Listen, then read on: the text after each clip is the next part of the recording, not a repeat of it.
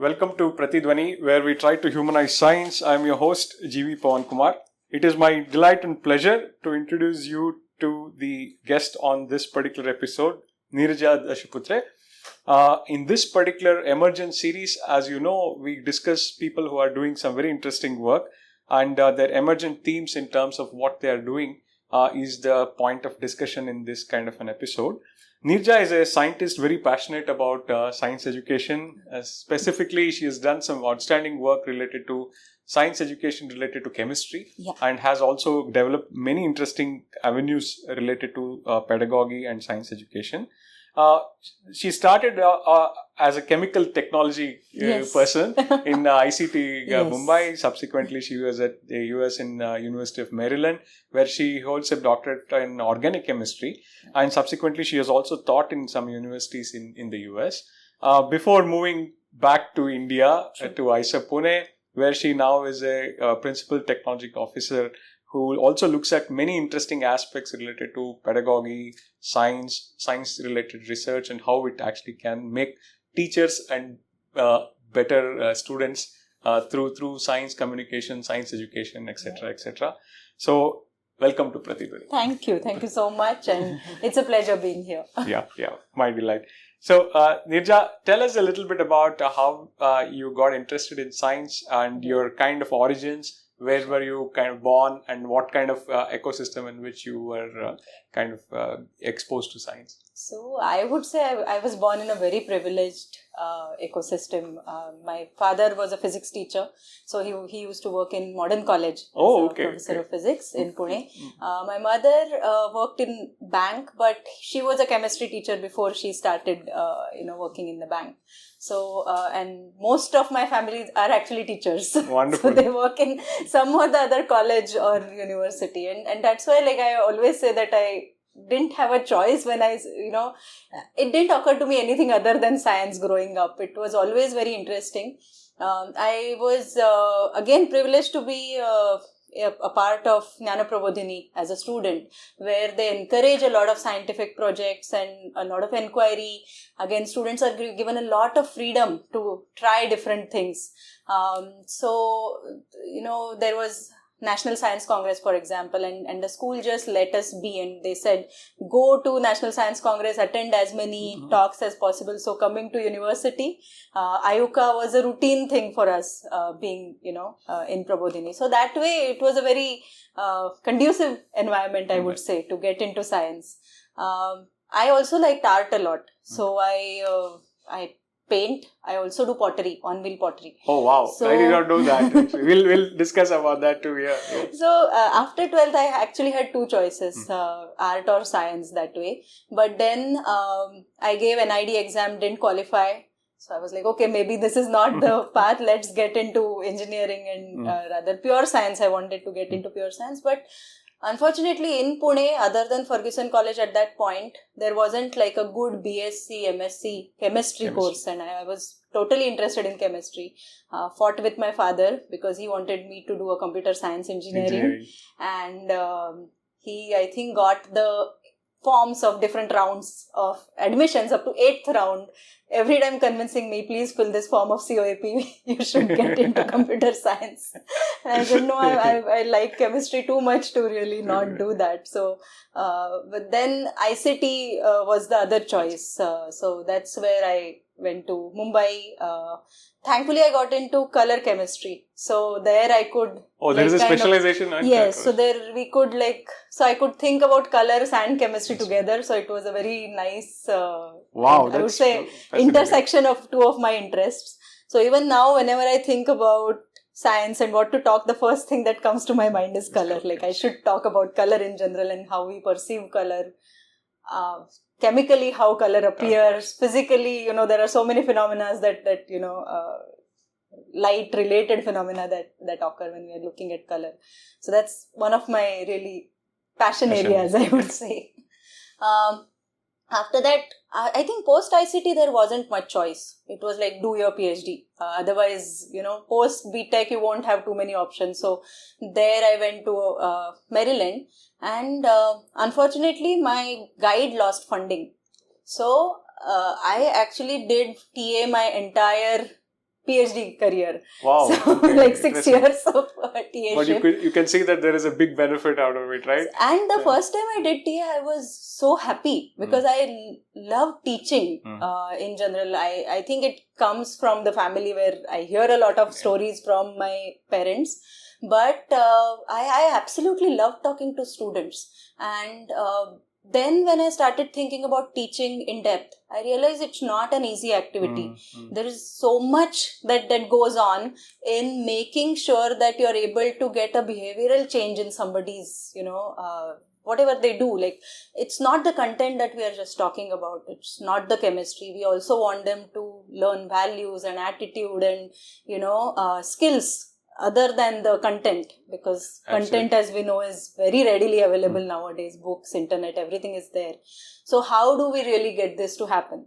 Now, Yeah, no, this is an important point. The part of kind of getting trained as a TA for 6 years, I can see that it has very important implication because the way to do science is to not only just think about science but also to communicate science effectively, and the kind of exposure you have had probably has played a critical role. But I also want to kind of touch upon a little bit about your formative years, where you were also exposed to science at an early age because you're at your home. Probably you had a conducive environment. Were you always interested in chemistry, or was there anything specific which really motivated you to get into So this happened in one of the National Science Congress and like the Intel competition. Now it's called the International Science and Engineering Fair, which is across the globe. But at that time it was called the Intel Science Olympiad. And I chose a project which was about, so there is this notion that cow urine is supposed to be a purifying agent, and like in Hindu Dharma, that's what they talk about, that you sprinkle something with cow urine and it gets purified. So I was of the opinion, can we really prove it? Like it gets purified. So in what aspect does it get purified? So that's where I did a lot of chemistry. I think in 10th standard, I learned all the purification methods, all the analysis methods. I used to come to NCL to do NMR. So that is something that I always like feel that, like, Prabodhini facilitating it and NCL saying it's okay for a 10th standard student to, use our instruments to... That too on cow urine? That on cow urine. But I really wanted to tackle what are the components of cow urine, like what chemicals are present that can really, But why that theme? Because... at that time, the theme that was given was indigenous science. Okay. Like that was the competition's theme. So that's where I thought, okay, maybe we could try to tackle this issue. Just a kind of an open question. Do you think there is kind of traction in such kind of questions to ask? Of course, without any bias, either on either in the positive or the negative implication. See, I understand because that is a curiosity-based approach. But is there any kind of foundation to such kind of thinking that calling it as indigenous, would that be... Probably not. Okay. I wouldn't at this point. After so many years, I would say not. But at that point, I was a 10th standard student thinking about... And this was one of the, I would say, key areas promoted by the government at that time. And... But okay, there is some interesting results we found. So we also did a lot of microbial studies, and we tried to monitor the growth of microorganisms around the discs that are loaded with cow urine. And interestingly, there were no differences. No difference, exactly. And we almost gave a negative conclusion in our, I wouldn't say negative, but a conclusion in our report that our results don't really indicate anything like that, that it's very purifying or others. But after a few years, US got a patent, which had studies where cow urine in presence of another antibiotic was proven to be beneficial to, that was interesting. a kind of a different way of approaching no, but see, aside from the kind of controversy which actually arises from these kind of topics, there is an element, if we just remove out, let's say, the kind of sociological and issues. Of course, there are important questions, but if you look at purely from, let's say, a scientific viewpoint, there are, of course, questions which one should answer. Because in order to ascertain the fact that there is something or not, one will have to always keep the mind open, so to speak. In that way, were you also getting exposure to only think on that lines, or you had a kind of a slightly broader encouragement to question anything or something? It was a very open environment in Prabodhini, I would say, because the other project I worked on was Mimosa pudica, the touch me not plant. And so what really triggers inside the plant, when you touch it, why does it close its leaves? And that was, and how the rate or the formation of that closing from an open form to closed form, how it can be monitored. Computationally. That was the aspect of our project, and that is completely different from this one project. Nice. Also in cow urine, I learned a lot of chemistry. So all the types of chromatographies, purifications, qualitative and quantitative analysis. Although the project was around cow urine, it was very scientifically done. See, that is one aspect, because project orientation is very interesting, because at a very young age, people don't get that exposure, right? Because most of the time, they are probably stuck to a curriculum, whereas these are explorations purely at your own kind of interest. And of course, we'll discuss a little bit more, because you have given a lot of thought on that thing. At that particular age, was there enough encouragement in your ecosystem? I know Pune has very good schools which actually encourage this kind of stuff. So I had a brilliant teacher. So my father was really, the first teacher that I encountered, and he was amazing. I also had another teacher, Professor Vivek Pongshe. He was the pracharya, like the principal of our teacher of our school, and he actually had some very nice views on education in general. So initially, I think we started working on these complex projects. But later on, after a few years, when I met him, he said that we probably don't want to do these projects at a very early age for students. We want to first teach them how to do inquiry in general and on simple problems, rather than having a multi-component and multivariable problem where a lot of things can change and becomes very difficult. So instead of doing that, let us try to hone their skills in inquiry, where they start with formulating the problem, designing the experiment, and so on and so forth. Like they're actually the active participant in designing. So in my projects, what used to happen is we used to go to experts. And get their opinion. They would say, okay, do this analysis, we'll do that analysis. Of course, we'll be involved, but I won't be the driving component of how that research needs to go. So instead of that, can we get the students to really say that I want to explore this. This is how I will go ahead and design this inquiry. Very simple inquiries that time we came up with. Like, let's say that you have a grain of rice and you go on making a pile. What becomes as the shape of the pile overall later on? Like as you go on increasing the number of grains in the pile, and does it change from rice to wheat to some other shape, or like very simple things. But here it's possible for the student to control the variables, think about how science progresses in general. Wonderful. So, given that you had such nice exposure, do you want to also give us a picture of advantage of growing up in Pune? Because, I can see, having now lived almost 15 years here, that the emphasis on education is reasonably good. Given that Pune is also not a capital city of a state, but it is probably on par and sometimes better than many of the capital cities across India. Would you want to comment on the education system? Because I know that you come from this particular place, so it would be good to have a kind of an overview of that. So, I would say it's a brilliant city to grow up in. At least it was when I was a kid. Except for the traffic nowadays. So, as I said, like there used to be so many different programs and so many different things that we could attend as students. I don't remember being at home in the evening at all. Like we were a group of students who were interested in science. We always had some or the other thing happening. And it was not just science. So, thankfully, Prabodhini also looks at a very interdisciplinary way of teaching. So I did projects on architecture. So there was always some or the other projects. I was very deeply interested in poetry. Nice. So, different ways they kept us engaged throughout.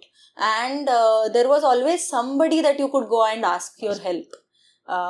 MCL, Pune University, Agharkar Institute. So I did part of my work in Agharkar also as a student. So so many different institutes who were very encouraging to students doing work. Which I don't think happens in many other cities. Absolutely. See, I can vouch for that particular point from two kind of perspectives. One is now being a father of a daughter who is in the school, and I can see that there is a very good, reasonably good school education. Not very expensive, let's say, compared to Bangalore, where is the other place where I come from. There are also many institutions in Bangalore, but the Bangalore is too big. Whereas here, one thing I saw in Pune is that you would be able to contact somebody and network much easier. Given the fact that if you have some kind of connection or some kind of interaction with somebody here, they can put you in touch with somebody, because it's not as big a place as, let's say, Bangalore. Of course, there are so many interesting parts of Pune apart from science, music and other things also. Yes, it's a cultural, cultural heritage city. Absolutely, as you would call it. In fact, that one more point before we move forward is I want to just get an overview of the college education.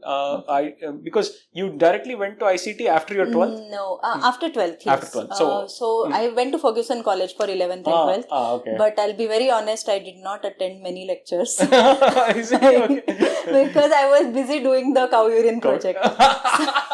You were already into research. I was like, I don't want to. So, because Ferguson didn't have a mandatory attendance other than practicals. So, I used to go to practicals and study for JEE and do the cow urine So, project. this is very prevalent, right? Most of the time, people generally tend to skip their 11th and 12th. And now I tell students not to do it. But in fact, this is something which is under very big debate, because we are recording this when this NEET controversy is also kind of flared up, and UGC CSIR exam has been kind of cancelled this time. One of the things you will probably see is that in the higher schools, students are not going to the school. Right. They get affiliated with a coaching academy or something. So I didn't do that. I was actually going to the minimum required practical so that I could get shell time for the project.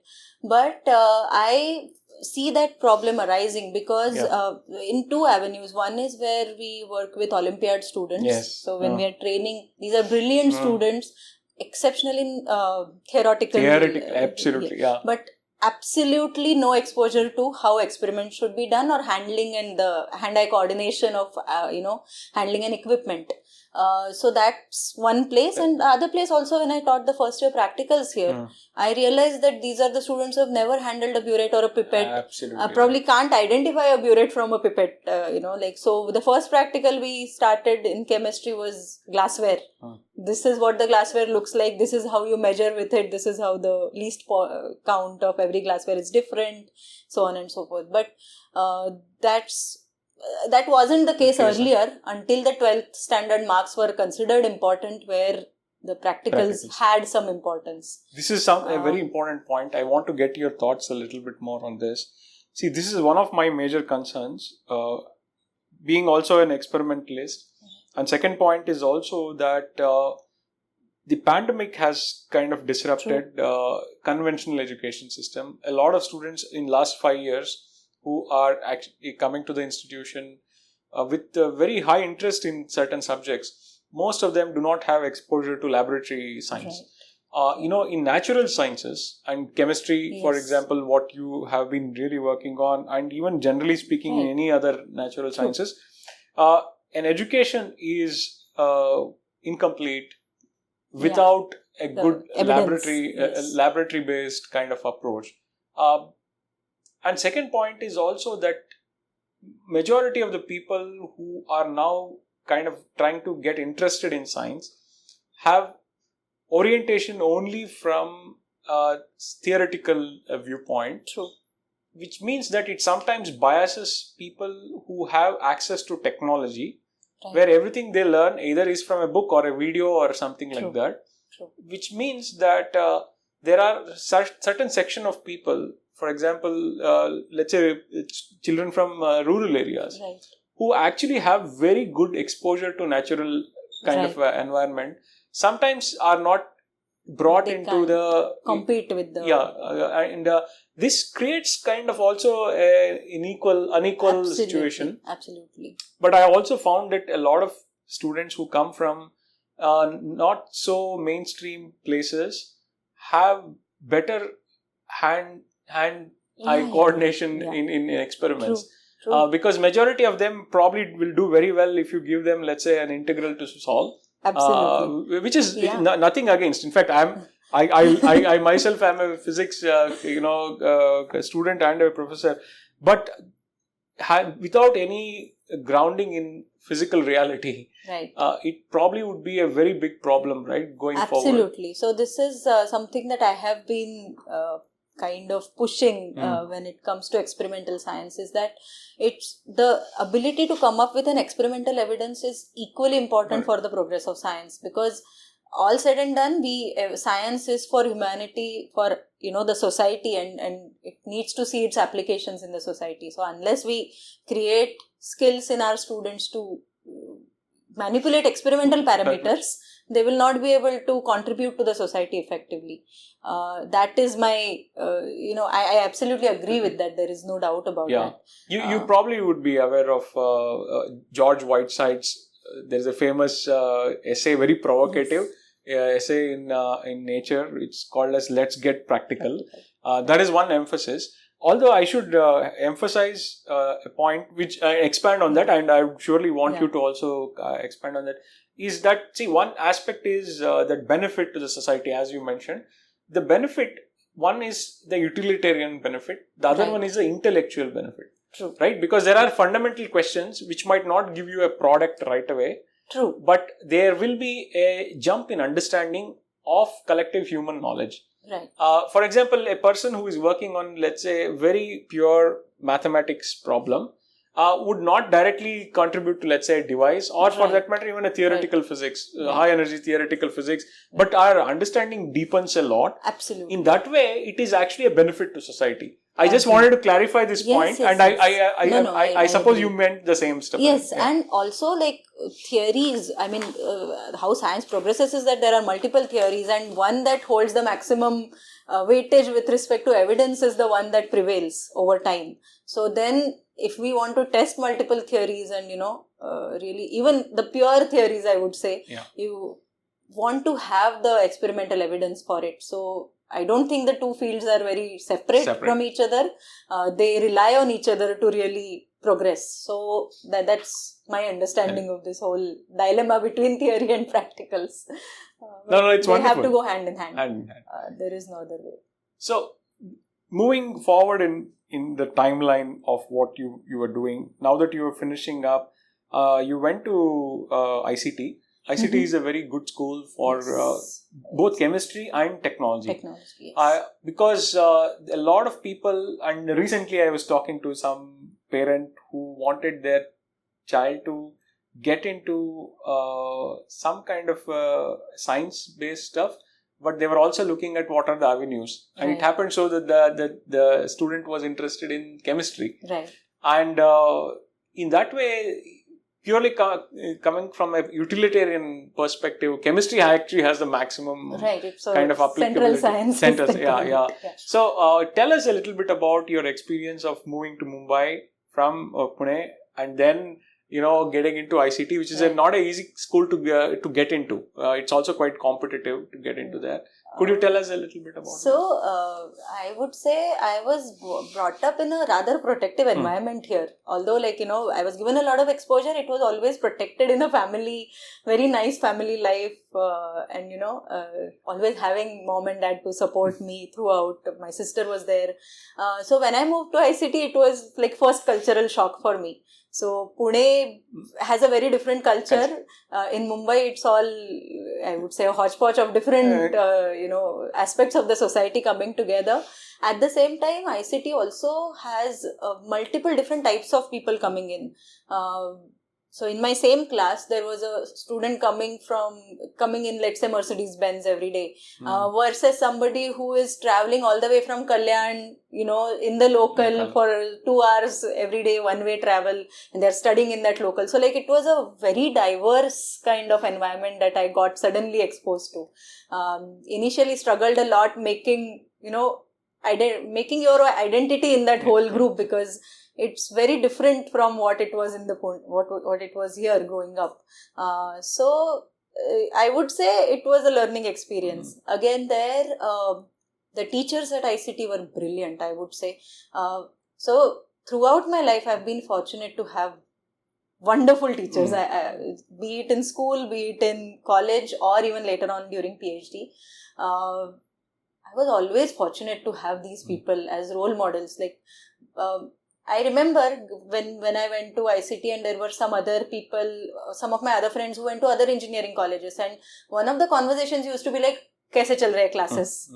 I was saying, they're brilliant. I learned so much, and they're such amazing teachers. And most of my other friends who went to engineering colleges were like, "What are you saying?" Like, that's not even a topic. Yeah, that's. But that's the kind of environment ICT really has. It's a very, again, I would say, a small college. So like 100 students in a class. You're given a lot of focus. In my branch, I think we were 10 of us. So literally the HOD could talk to us daily, because it's just the 10 of us in one batch. So what was your specialization? So it was in dye stuff and coloring chemistry. So the other thing that ICT does very nicely is that it exposes you to industry. So starting from second year onwards only, we used to have a lot of industrial visits, camps and study tours to industries where we could go and see how industry functions. And it was a absolutely different exposure to what I would say, bench chemistry is, where you're working in the lab.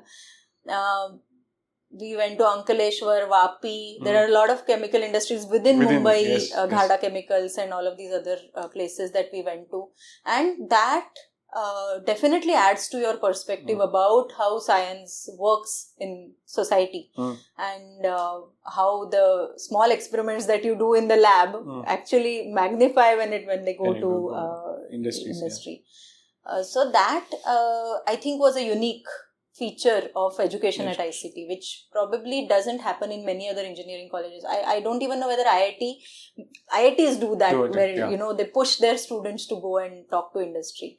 I sometimes feel it should happen here at IISER as well. You're right. We need to start doing that, where we see the application of the science that we are studying. Absolutely. Now, other thing is also that exposure to industries, especially if you are working on topics which are kind of either prototype based or some kind of application oriented question.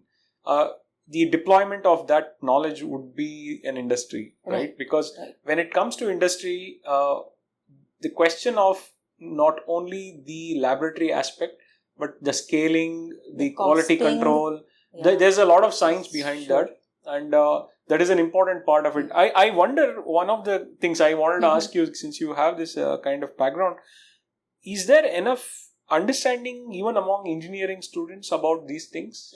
So, good part of ICT also devoted some of its into management classes. So we had courses in management, we had courses in economics. Professor Sahu Raja, who is who is no longer there, but he was one of the most brilliant teachers of economics that there was in Mumbai, and he used to come as guest lecturer to teach economics to us. So all of these things are how to. So, for example, in my 4th year project, where I had to work on creating a different, I would say, different forms of pigment which could be applied. The thing was, I also had to come up with a plant diagram, the chemical plant diagram that will manufacture this, and what would be the cost of the final pigment. So a lot of thought goes on towards getting these engineers ready to directly go to industry afterwards. So that way the curriculum is designed from the application point of view, not just from the pure science point of view. Very interesting, very fascinating, because coming from the other end of the spectrum, these are all very important aspects, because one of the concerns I have is I have a lot of friends who are engineers. I also know a lot of students are interested in engineering, but somehow the concept of engineering is very narrow, right? Just sitting in front of a computer is now considered as some kind of engineering, which is also part of engineering, no doubt. Computational engineering, computer engineering, or for that matter, there is a lot more to engineering than just these aspects to it. And chemical engineering is one of the very important, it actually literally moves the world, right? Yeah. Right from the time you wake up in your bathroom, the toothpaste, all the way to when you sleep. Up to the point when you sleep. So there is a saying in ICT that we, kind of boast with, like saying that God is a chemical engineer. Because a lot of things that we do in everyday life are really chemical engineering principles, like filtration, sedimentation, application, surface applications. All of these things they find their origin in chemical engineering. So I would put it other way around. From an atheist perspective, a chemical engineer is a god. It's wonderful. No, it's such an important thing, because there are so many important viewpoints, which is very critical, because that is another concern when we are in an institution which is mainly science oriented, natural science oriented, because the chain of knowledge is so actually long. That is sometimes goes missing, because sometimes when we even teach science, we probably focus on the domain of the fundamentals, foundations, and the first principles, which is very important to build the foundations on which technology is built. And the technology is further built and scaled up into the market, and the market interfaces with the society, etc., etc. But somehow, do you think that we do not communicate enough to the, let's say, the society and the market, that there is a foundation which is there, right? Absolutely. So that part, actually, we only focus on the final product and we don't pay attention to how much effort has gone in to really come up with that final product. Absolutely. So I don't know how to really bridge the gap and communicate to the society, but that's where I feel early years on, we could start teaching students not only like ideas of science, but ideas about science. Like how science progresses and how science contributes to the society should be a good component of, early years or foundation years of a student.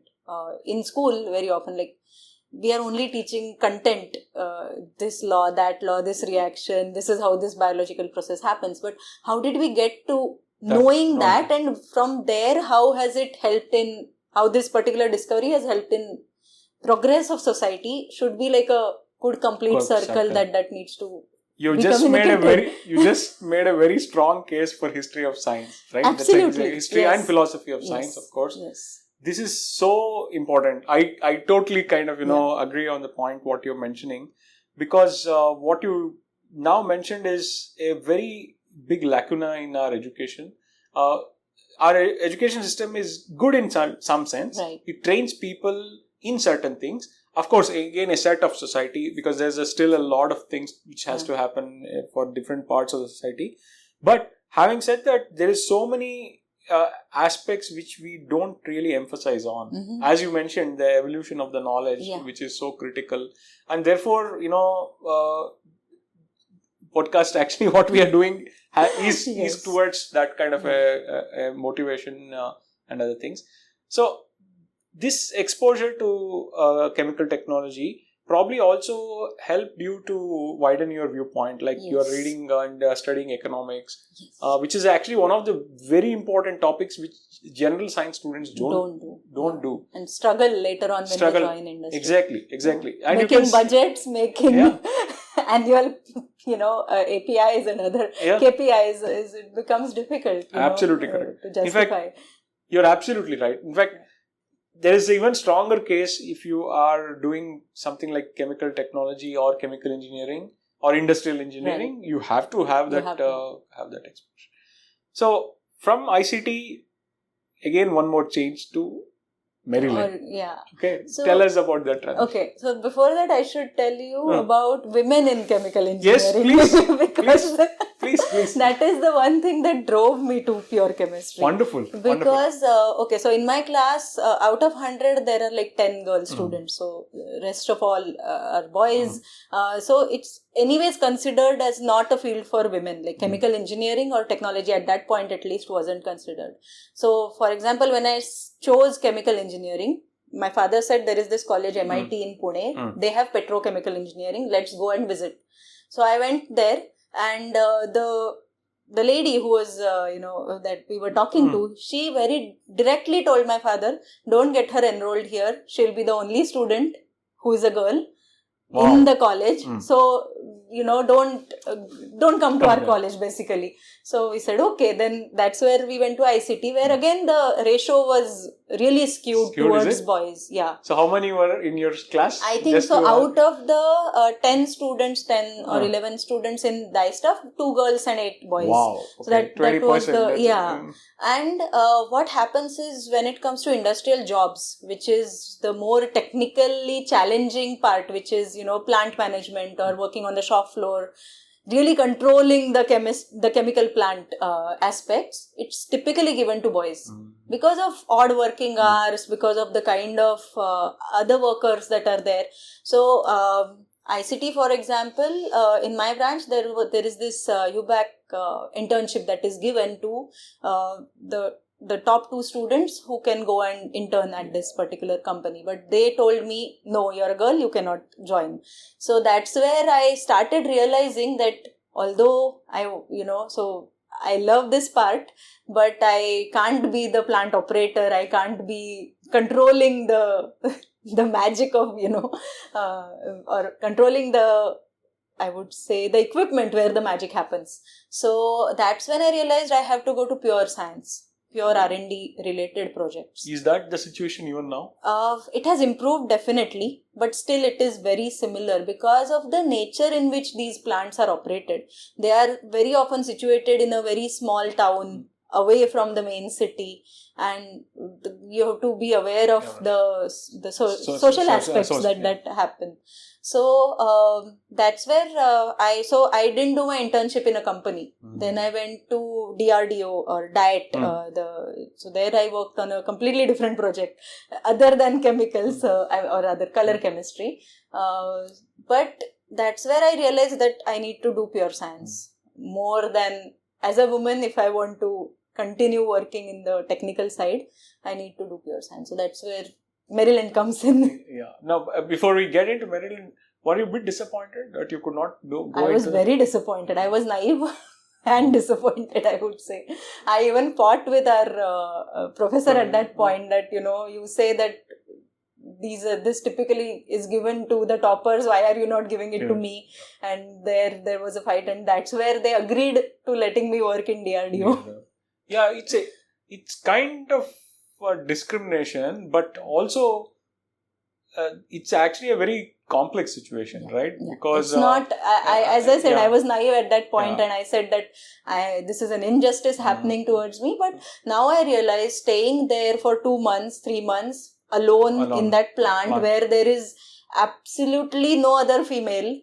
It wouldn't be, any company would probably say that we don't want this to happen. So. Yeah, that means that the whole ecosystem then has to change, because that is a very bigger problem than, let's say, only the science aspect.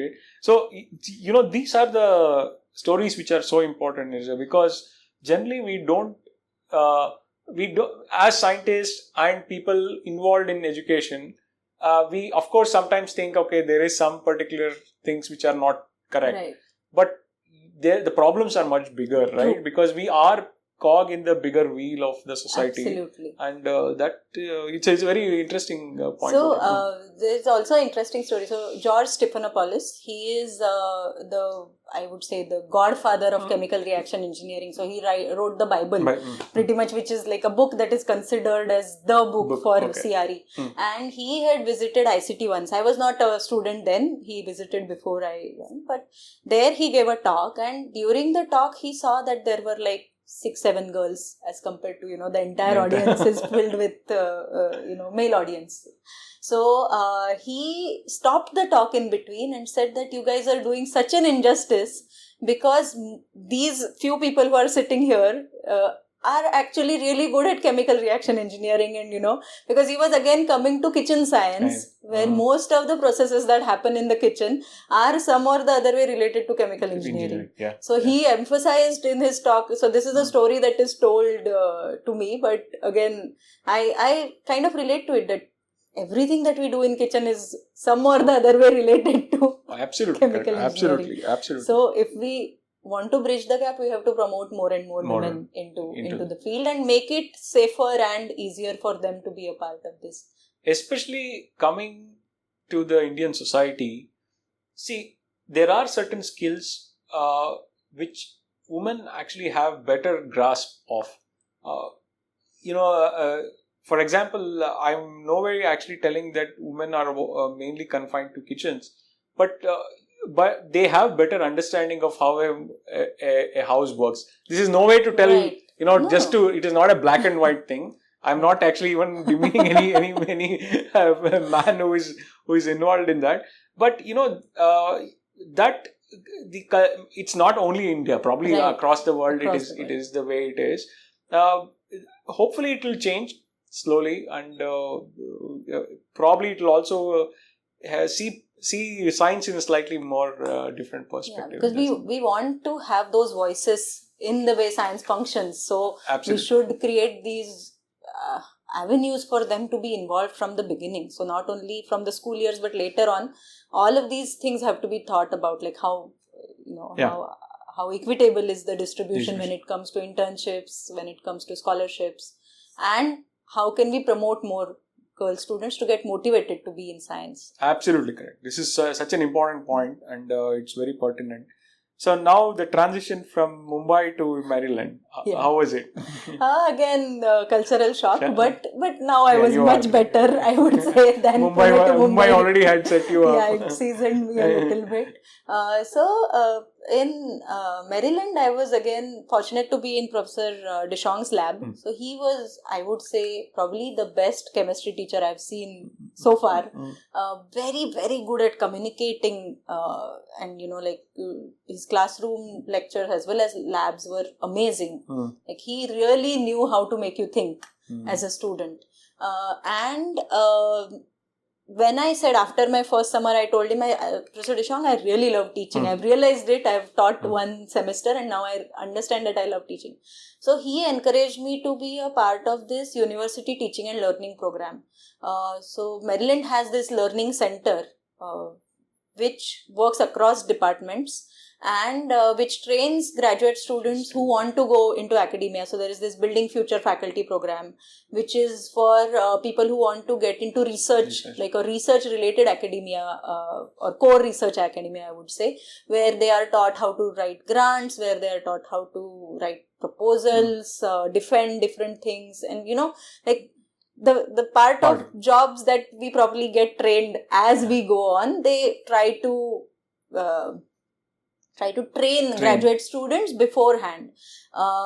They also assign mentors that you can talk to and other things. And there is this university teaching and learning program, which is about teaching and learning, where the core focus is on how teaching happens.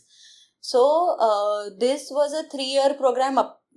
So while doing the PhD, I could part-time do this program. It was a part-time program where we had to take courses in education, where we actually the theory is various theories of education and learning and teaching were taught. But we also had to observe a lot of people teaching. So that is one aspect which I find lacking in Indian system so far. Although there are ways to promote it, and many times they have been tried, but a formal mechanism in which a teacher, let's say you for example, can go in some other faculty's classroom and observe what they're doing. Nice. And just listening to them, thinking about how the teaching is going, giving them a feedback later that this is where I felt more emphasis was needed, or this is what went really well. Having that conversation and dialogue, that is somewhere missing in most Indian institutions, and I'm sure there are some people who are doing it, but still needs more work.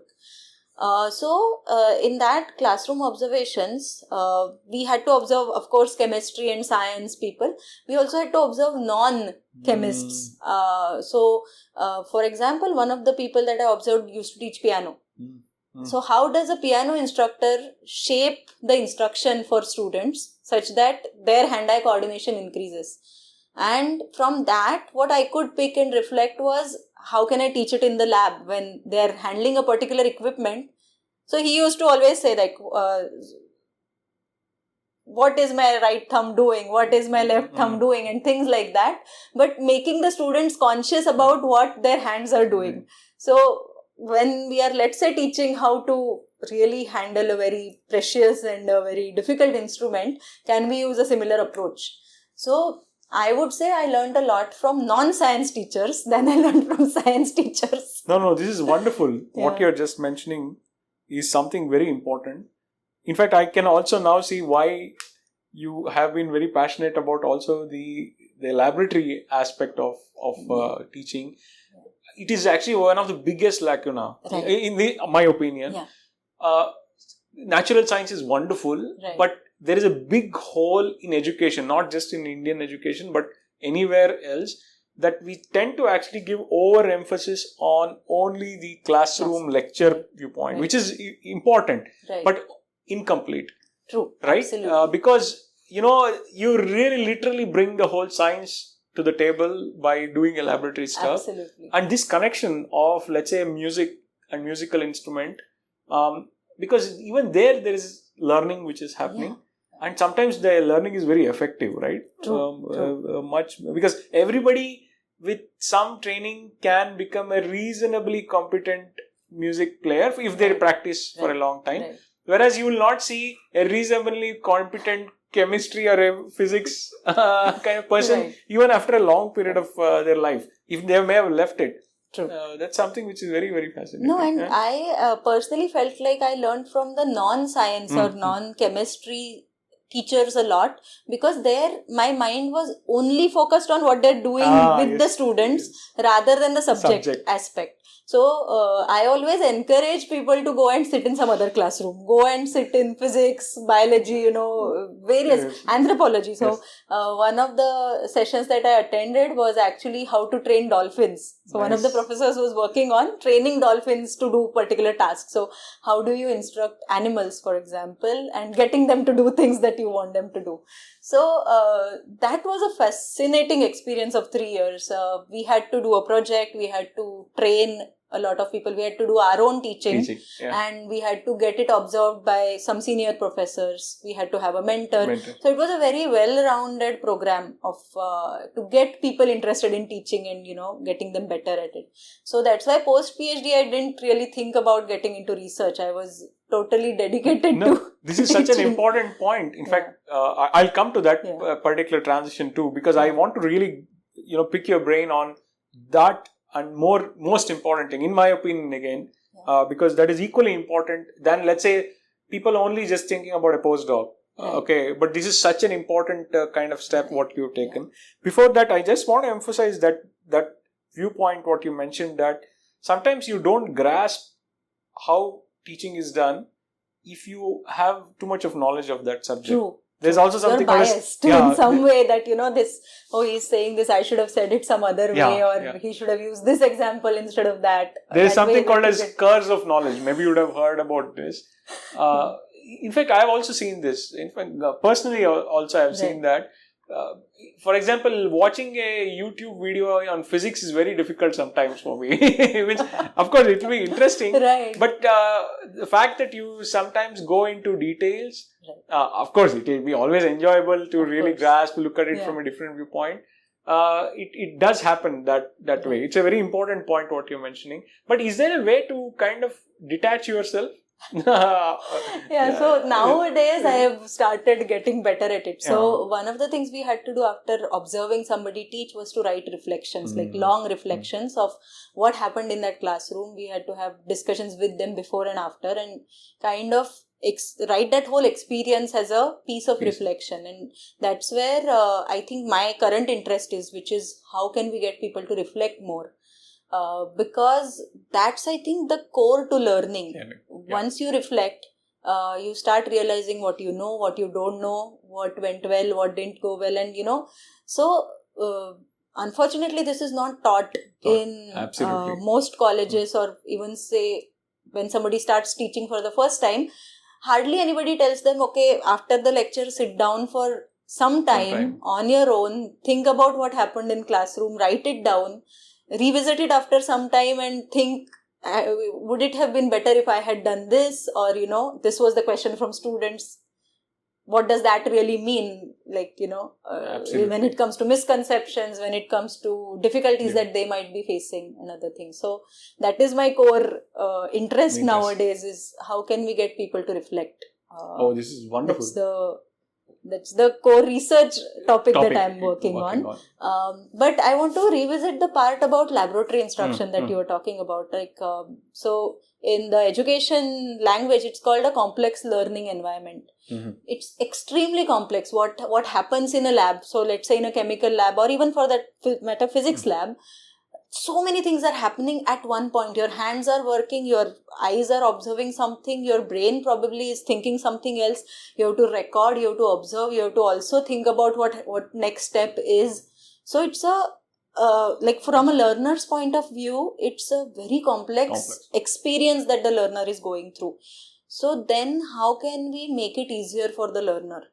For example, there's this Johnston's triangle in chemistry, where, so if you can imagine a triangle, the vertex is, let's say, something like, the macroscopic observations that one is making, like color change, effervescence, this reaction produces heat and other things.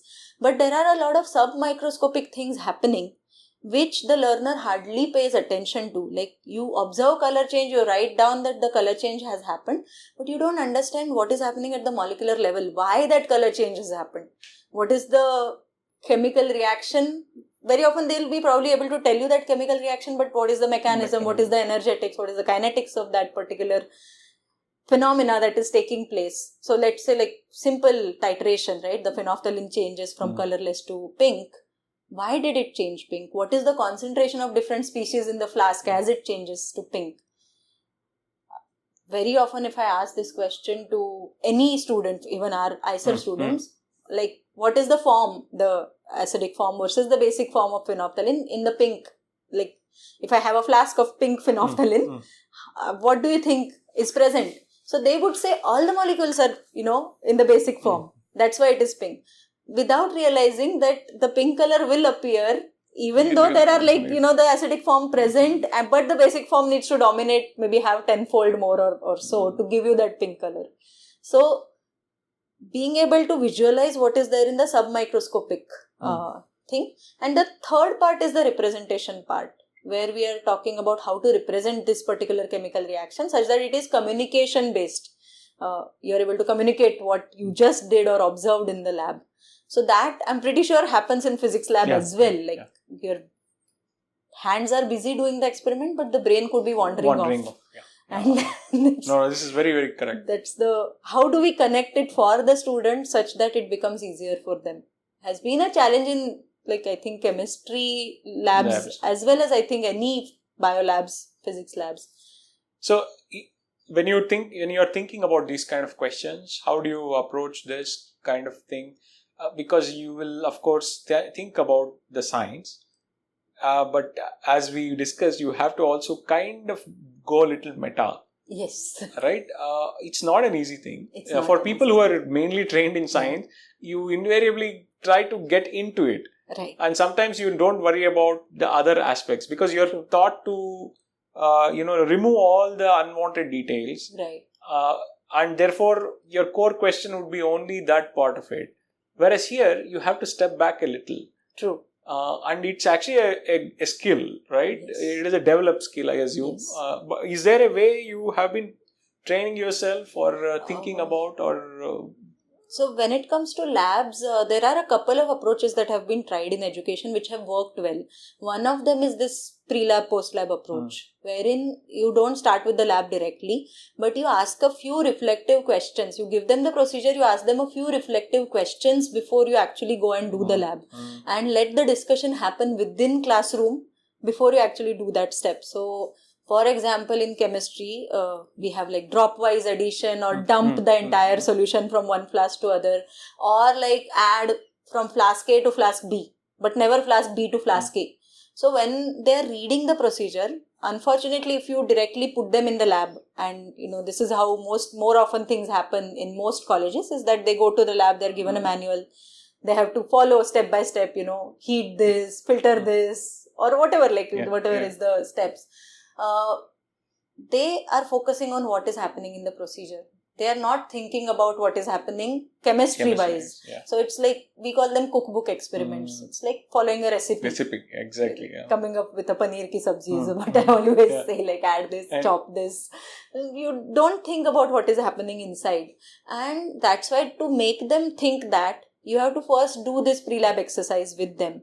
And so, for example, let's say you are adding something drop-wise, you can ask a pre-lab question. What will happen if I add it together? And how would it affect my reaction yield, or how is there a side reaction that can happen? But if they are aware about that particular side reaction that may arise because you are directly pouring something in, they'll be aware, or at least think about it while they are adding drop-wise, or be conscious about adding that drop-wise solution. So that approach has been very useful. For chemistry, we tried it here for advanced chemistry labs for the organic chemistry, and it worked very well. The feedback was exceptional. In fact, most students later on asked, can we do these pre-lab for all labs, not just organic, because they themselves realized that they were thinking about the experiment much deeply before doing the experiment, aiding in their understanding. So this is through reflective questions? So the questions cannot be very straightforward. Something that they can just recall and tell you. It has to be something that makes them think, like, why are we doing this? So this particular question where like drop-wise versus dump addition, they've never really paid attention to. And then you have to think about the bulk, what is happening in each drop, what are the molecules surrounding that one drop of particular chemical, and they have to think about how it goes into multiple side reactions, or sometimes they have to think about the heat of a reaction. That may evolve because of dump addition versus drop-wise addition. And so there we talk a lot about energetics and how the heat evolved can then give rise to side products and other things. So that, I think, is very important for any experimentalist. I would say not only chemistry, this is, I think, proven beneficial for other sciences also. This is wonderful. So you also have been involved in creating, videos related to this. Yes. We will of course link them. Yes. I would take some of the links from you and post it on the show notes. That is one more point I want to actually explore.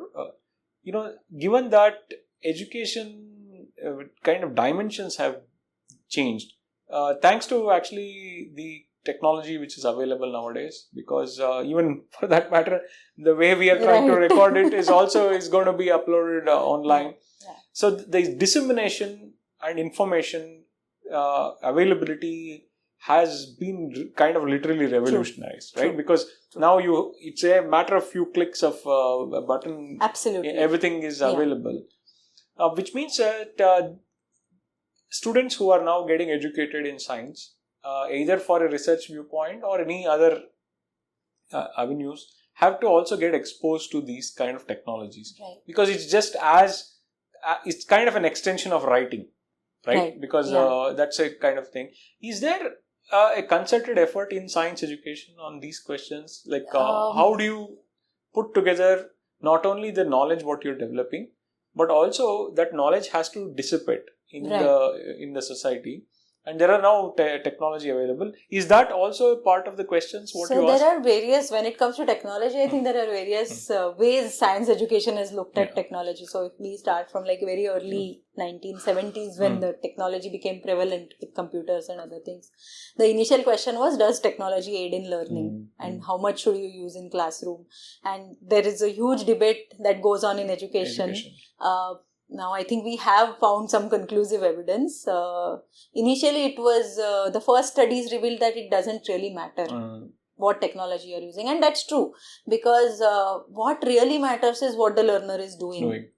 Whether they are engaged in any kind of active learning environment where they are talking, where they are discussing some part of it, or whether they are doing something with hand, teaching it to some other person, that irrespective of what technology is used, it was found that this was good. So this is the Dale's triangle as they call it. But the teaching always is the most effective way of learning, right? I think you will also agree with that. That absolutely I agree with you. So, but later on it was found that this kind of triangle is good for retention and recall. Like, but if you want to have like higher dimensions to learning, such that where you're trying to analyze, evaluate, or even create something new, technology is helpful. It's not like it is completely, it doesn't matter at all. In fact, if you use it right, you can aid the learning much better. So now, when it comes to classroom technology, I think our views is like, if it is available, use it, and use it such that the learner is engaged. Shouldn't mean that you're using a technology means you're doing better learning, but if your instruction is structured right and technology is a part of it, please go ahead and use that. The other aspect of technology which you talked about, which is dissemination, unfortunately we don't focus on it a lot. And that's where we need to start be okay with this Gen Z idea of using as much as technology. And so in some of the works that we have done, we have told the students, just use whatever you want. Instagram, Facebook, this, that, you decide what you want to work with. And they have come up with brilliant efforts. Because that's... in fact, it's what is closer to them. And they are used to that particular form of reporting. So... Absolutely. In fact, in a lot of creative pursuits, form determines the content sometimes, right? Because take for example even op-eds. People are restricted to write, let's say, in 1,000 words, which means that complex ideas have to be shrunk into that stream, and that is a form of a creativity also, right? Because you will have to think how you will present that point. And in this same flow, I just wanted to ask you, what are the other questions you have been interested in? Of course, these you already very nicely described this, but give us a flavor of kind of research questions you are interested in. So, one of the study that was done with ICER students, I'll tell you that. So, this was pre-pandemic, and I had taught a second year organic chemistry practical, and I told the students who had graduated that we want to create videos, for example, for our first year students who will be taking this course from you. So can you come up with a set of videos for them that will be easier for them to really perform the lab, but also tell them where they can go wrong, what precautions they should take to make sure that the product is. And the feedback that I got, so many of the students actually participated, they did an internship with SMC, and the feedback was like, we learned much better from creating this video, like although they were done with their semester, because now they had to think the script, they had to think what to record, and also where it can go wrong. Like, pay attention to this, don't let the temperature rise beyond whatever, 200 degrees suppose. But they had to make it a point to add that line in the script, making sure that they are communicating the experiment in the right manner. So these videos are actually available on the SMC channel, and Wonderful. they were used by later batches also. Yes, yeah, we'll link them. Sure, I'll take all those links and we'll surely link them. That's wonderful. So that is one of the, with respect to technology, that is one of the things. I stopped working much with like technology related research, but I work a lot with atypical assessment methods. So this was an atypical assessment where you're asked to create a video. In my lecturing course, I used to always give an option that we have done one semester of work. Now you have a choice of any medium. It could be a drawing, it could be a sculpture, it could be kind of a poem, a story, anything, video making, anything that is representable. If you are able to give me something about chemistry, by the end of the semester, you will get 5 extra points to your total score. And students have come up with such brilliant artwork and some really interesting depictions of chemistry, how chemistry works in everyday life. I remember one of my students just baked the periodic table, like different cupcakes of different elements, and she just got it to class saying we'll all enjoy cupcakes today. I made it for the class, but fantastic. The entire periodic table was there. But I mean, these things also help in making learning fun. Absolutely. Also giving them kind of assurance that I'm not only looking at their ability to write a particular answer. It just was a fun Absolutely. exercise. This is wonderful. Wonderful. See, one of the dilemmas as a teacher who also teaches in the classroom and laboratory, I'm really sold on this atypical assessment. It's a great idea. The only constraint I see is that the time. Right. That is always an issue when you're constrained to teach a course, let's say in 46 hours, 40 hours, generally speaking, spread over, let's say 3 to 4 months, with so many other courses also taking away the attention of the students. How do you manage that point? Okay, so I actually have a very, I would say, controversial opinion on this. No, you are free to express any. I always wonder whether the whatever 18 lectures or 20 lectures that you have are you supposed to really communicate the entire subject? Exactly. The answer is never yes, right? Because it's a lifelong learning in that particular subject. You are never going to, the learning doesn't happen in class only. It happens at home, it happens in conversations later, it happens later on when you're reading something. Absolutely correct. There's this very beautiful Sanskrit shlok which is about learning, which talks about like 1/4 of the learning you get from your teacher, 1/4 from your own thinking, like you have to reflect and think, 1/4 from your peer, and then 1/4 over time. So then when we are thinking about syllabus and curriculum, I really need to think whether I want to fit in or cram in those many concepts. Or whether I should make these 4 types of learning or facilitate these 4 types of learning in my classroom. So there should be enough room for students to exchange their views. There should be enough room for students to reflect. And, there should be enough room for me to also say something in the classroom where the students will learn probably a new concept or something. But absolutely.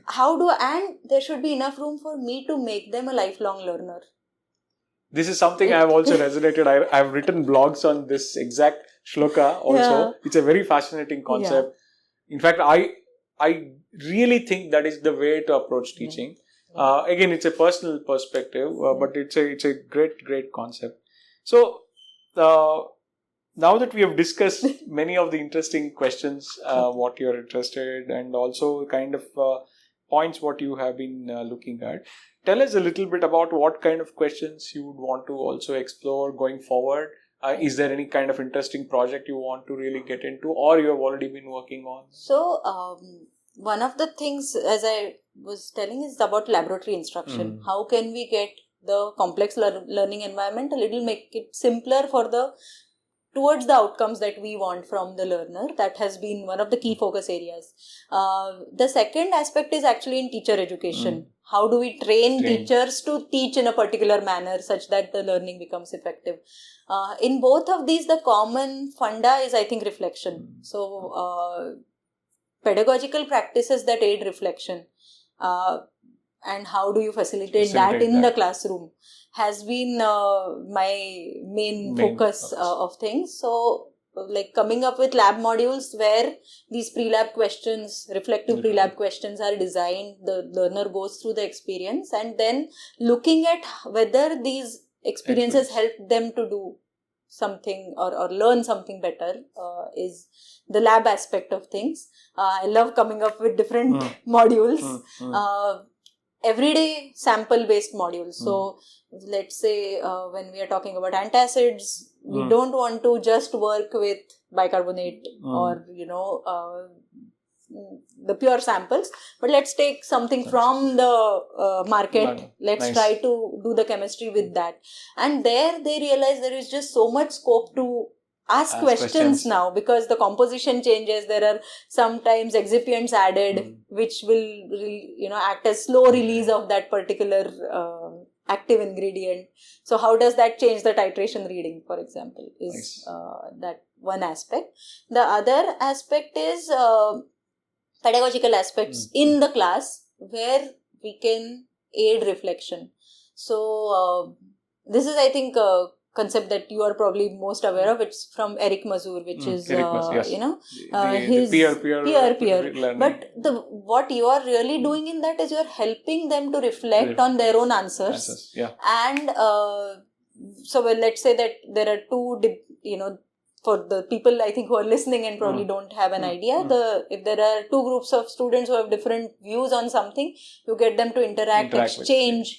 What he focuses on is this idea that the learner is completely or is a fresh learner, so they are able to communicate better and learn from each other.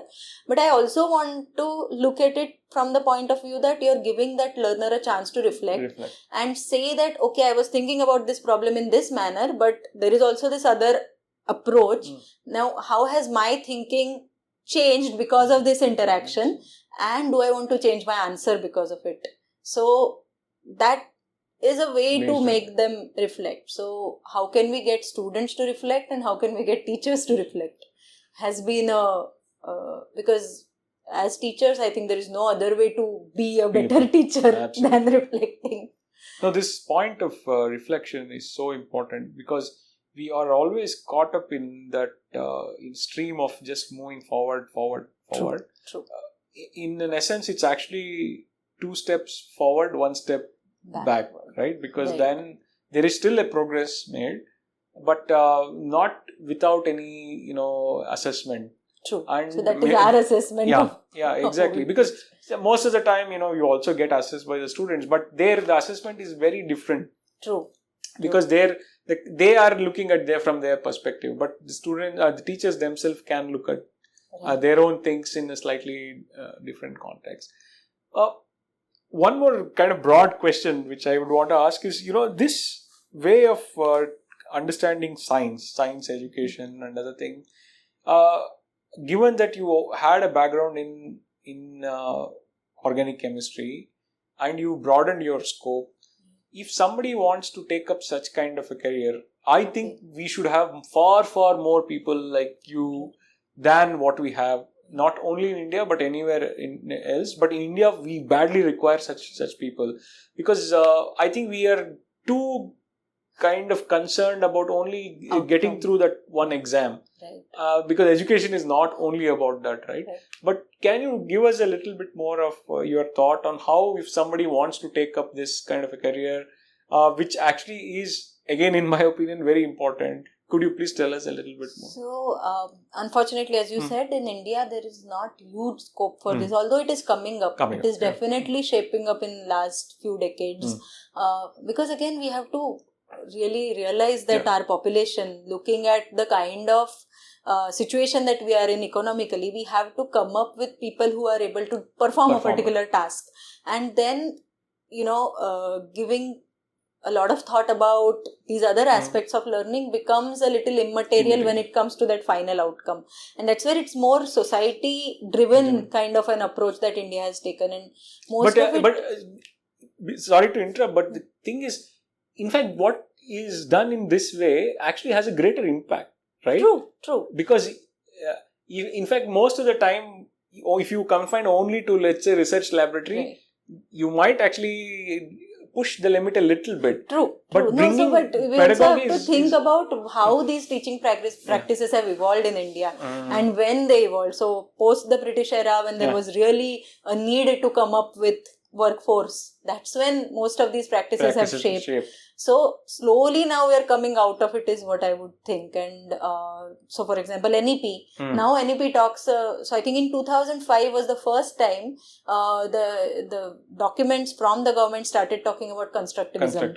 That was the first time the term was used. Before that, it was all about dissemination of knowledge from the teacher to the student. But then from 2005, we are now thinking about the learner's universe and whether they can come up with construct the knowledge themselves. Slowly now in NEP we are talking about active learning and collaboration, communication having more importance in the learning process than just acquiring the content. So I think slowly there is a change and we will see that change as it goes. For a person in India, I would still say there are institutes in India. There is Azim Premji, HBCSE, Homi Bhabha Center for Science Education. There are really good institutes in the north as well. So JNU has a good education program. But like for formal science education, I think still there is better work being done in the West. And we are slowly evolving and we'll get there. Because the scope is so much, right? The scope is so much, and also what works in the West may not work in India. Precisely right. Because of the social aspects, because of the diversity aspects that we have. So work needs to be done here. Somebody who is interested can, of course, get a PhD from one of the Indian institutes as well as from abroad.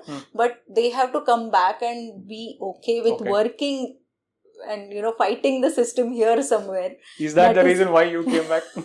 Because I'm very sure you would have got opportunities there. So because I was very happy in Claremont. I almost debated coming back multiple times, but Siddesh, my husband, was really keen on coming back. I was also partially okay, but he was very driven with the idea of establishing his field, which is proteomics and metabolic mix in India. Yeah, Siddesh is one of the person whom I'm surely going to talk. Siddesh is also an excellent chemist and biologist. He's a chemical biologist. I thought you were going to say cricketer. But No, that will add one more. He's an outstanding cricket player too. He currently captains our faculty team. Anyway, that is for a different day. Now but today, he was very keen, and that's where the discussions. And we were also struggling with the two-body problem. I used to travel. So we used to stay in San Diego. I used to travel to Claremont thrice a week. Is it? Okay. Because and starting at 5 o'clock in the morning, 4:30, 5 o'clock. So because my first lecture was at 7:30, 7:45. So that's a US. That's a US. Students who are listening, there are classes which happen as early as 7:45. You can listen. So I used to drive that 100-mile drive. Is it? And wow. Get there on time. And my practicals used to end at 10 o'clock. Because there, so Claremont is something I would love to talk about sometimes. It's a teaching college, but it is devoted to excellence in teaching. So you're assigned a teaching mentor. You're assigned, you get a pedagogical development grant. So your research is, I would say, a secondary output or outcome. Your teaching is your primary outcome.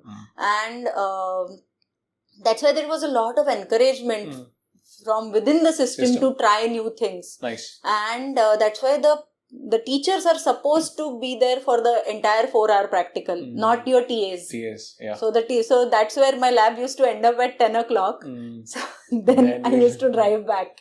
So it was a long day of work, but it was a fun experience learning from really good teachers again at Claremont.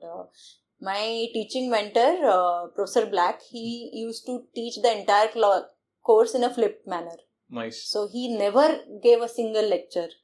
Which is something commendable even now. I feel like never he stood in front of the board and said that this needs to be done like this. But he used to give problem solving, sets to students, and students had to come with solved problems to classroom. Class used to sit together and work it out together. Nice. That is how he taught the entire organic chemistry course, which was a that actually surely would lead to a lot of initiative by the students, and also it makes the students good Good learners, learners, and yeah. over time. So that I learned a lot of things at Claremont because of this, because of this environment, and there the whole environment was that the students' learning comes first. So that I doubt if there are other institutes with that much commitment towards education and learning per se, rather than output such as research or teaching related output is considered much more important. That's wonderful. So I don't know. Yeah. No, that's something which is very fascinating. In fact, given the fact that it's an emergent series, we will surely revisit these questions in significant detail. So the point of bringing education and science on one platform as equal kind of participants in developing knowledge is something which is kind of lacking, right? Because currently there is far more scope for this kind of approach to do. Right. And do you see India changing in that way? Yes. So with NEP, I think a lot of focus is on what is happening in the classroom. Okay. So that's very, very interesting. So now that we have got this kind of perspectives, it's been a wonderful conversation. I really I also love being a part of it. No. In fact, as I told, this is an emergent series, and we will revisit a lot of things what we have discussed. This is just kind of the opening of an important conceptual kind of understanding of how education and science can be brought on a single platform. So I thank you very much for your time. Yeah. It's been an excellent conversation. So we'll also link many of the references at the show notes. Please have a look at it, and we will get back on these things. Sure. Thank you very much. Thank you. Yeah. This is Pratidwani, where we humanize science with Neerja Deshiputra.